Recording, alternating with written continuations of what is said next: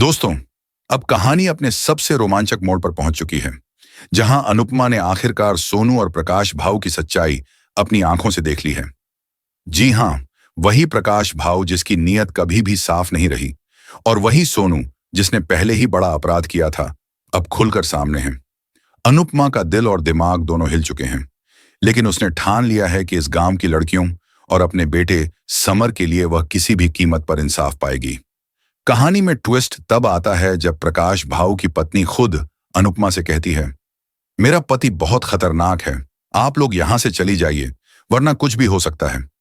लेकिन अनुपमा डरने वालों में से नहीं। उसने ठान लिया है कि तब तक इस गांव को नहीं छोड़ेगी जब तक इन अपराधियों को उनके कर्मों का फल नहीं मिलता।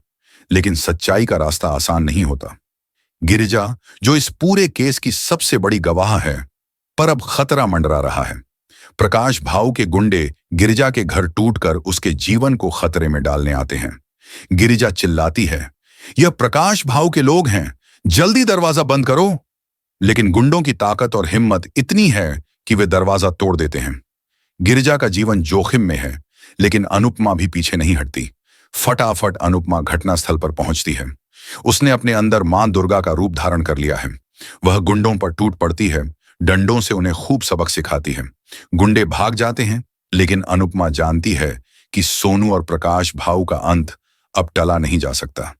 उनकी हर चाल का जवाब अब अनुपमा ही देगी, और जिस तरह रावण का अंत हुआ था, ठीक वैसे ही अब इस गांव में न्याय का बिगुल बजेगा। अनुपमा मां दुर्गा के रूप में इन बुरे लोगों का खात्मा करेगी और सच्चाई की जीत सुनिश्चित करेगी। समर और बाकी लड़कियों के लिए न्याय की राह खुल जाएगी। दोस्तों, देखने वाली बात यह है कि क्या अनुपमा अपने बेटे समर और गांव की लड़कियों के लिए न्याय दिला पाएगी, और क्या प्रकाश भाऊ और सोनू जैसी दुष्ट आत्माओं को सलाखों के पीछे पहुंचाएगी।